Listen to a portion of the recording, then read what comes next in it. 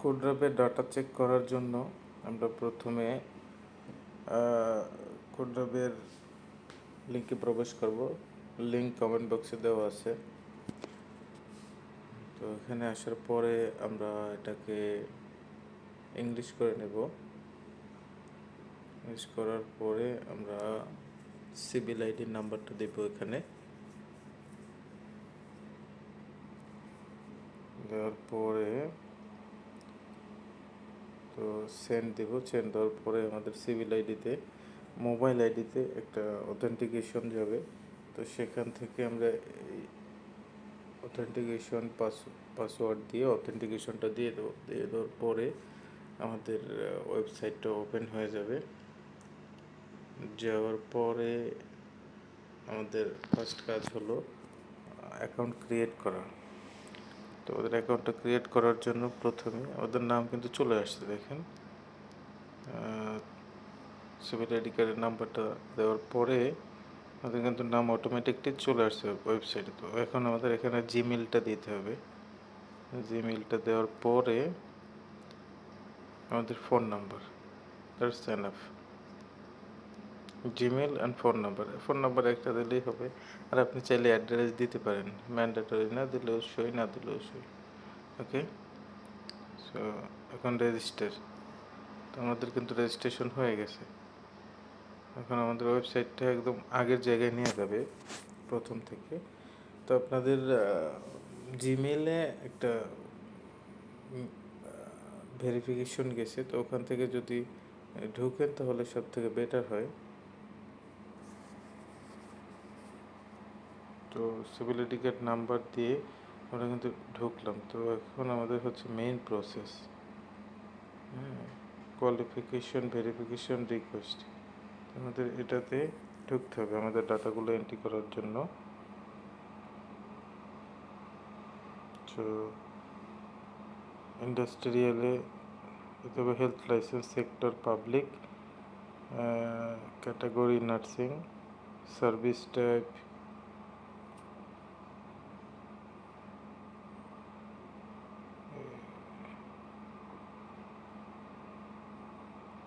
Diploma, আপনার যদি BSc হন বিএসসি,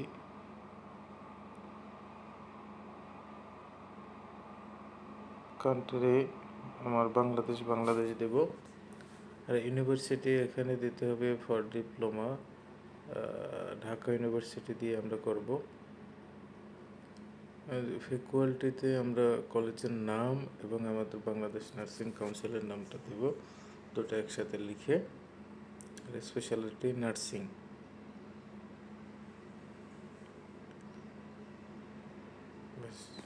এখন আমাদের দিতে হবে আমাদের কোর্সের নেম। আপনি যদি ডিপ্লোমা হন তাহলে diploma in nursing science and midwifery, and যদি বিএসসি হন তাহলে বিএসসি অফ নার্সিং।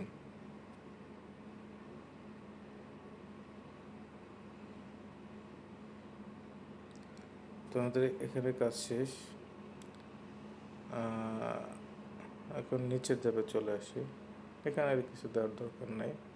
এখানে নো জয়নিং ডেট, আপনি নার্সিংয়ে কবে অ্যাডমিশন হয়েছেন সেই ডেটটা দেবেন, আনুমানিক একটা ডেট। সে দেওয়ার পরে আমরা নিচে চলে যাব। নিচে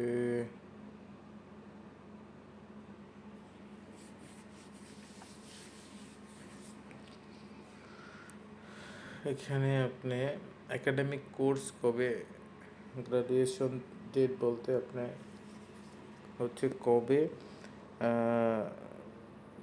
একাডেমিক কোর্সটা সম্পন্ন করছেন। আর এটা হচ্ছে আপনার সার্টিফিকেটটা কবে পেয়েছেন, অর্থাৎ আরআই নাম্বারটা আপনার সার্টিফিকেটে লেখা আছে সব কিছু, ওটা দেখে দিতে পারেন। তো এখানে সার্টিফিকেট স্টুডেন্ট নঙে দিতে পারেন হচ্ছে আপনার আরআই নাম্বার। এখানে আরআই নাম্বার দিতে পারেন।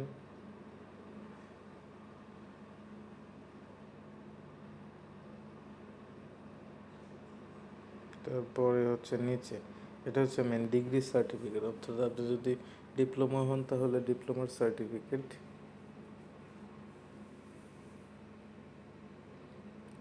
BCL BSc and grades report,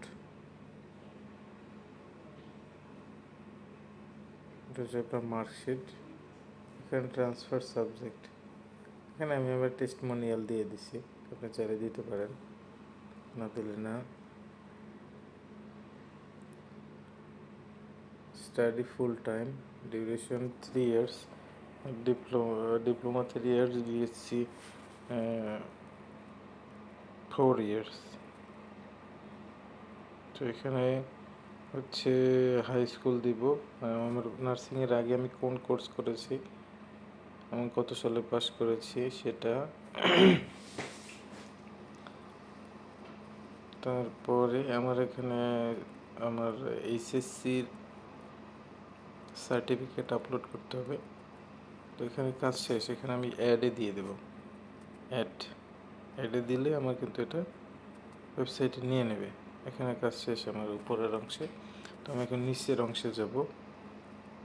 এখানে আমার পাসপোর্টের ডকুমেন্টসটা দিতে হবে এখান থেকে।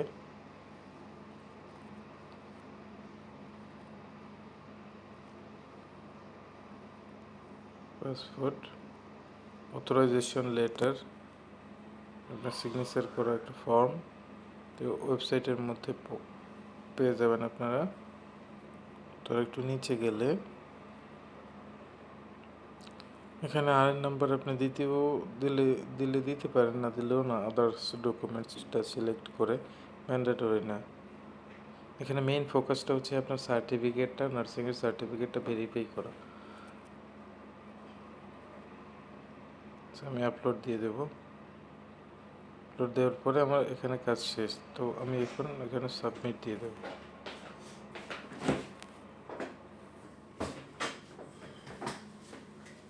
সাবমিট হয়ে গেল,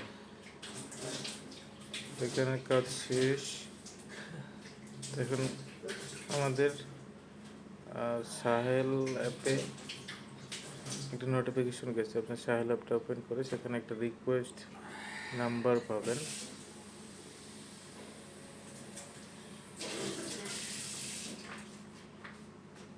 এখানে কাজ শেষ আমাদের,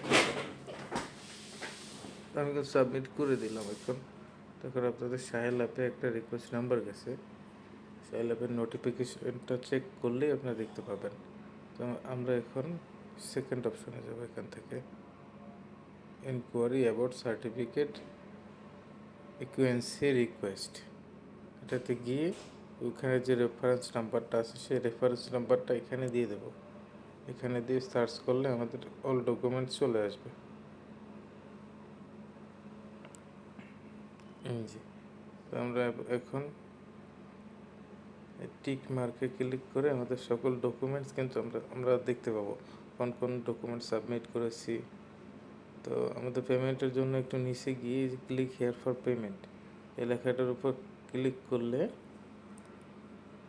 আমাদের পেমেন্ট অপশন চলে আসবে। চলে আসলে আমাদের ব্যাঙ্ক অ্যাকাউন্ট ডিটেলস দিলে I am agree for the website to the website, যেটাকে ক্লিক করলে ওটিপি যাবে, ওটিপিটা দিলে আপনার এখানে কাজ শেষ। কাজ কিন্তু হয়ে গেল, একদম ইজি।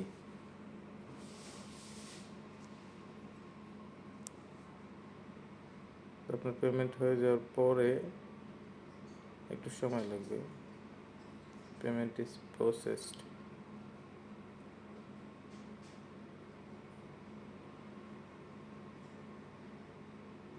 তো পেমেন্ট হওয়ার পরে আমরা আবার সেম সেকেন্ড অপশনে গিয়ে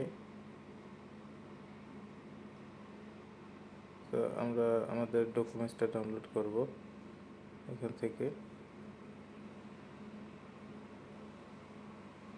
এই যে আমাদের নিচে কিন্তু চলে আসছে, দেখেন আমাদের রিসিভ কপি, কোড ড্রবে ফোর্থ নাম্বারটা, এটা হচ্ছে আমাদের রিসিট, মানি রিসিট।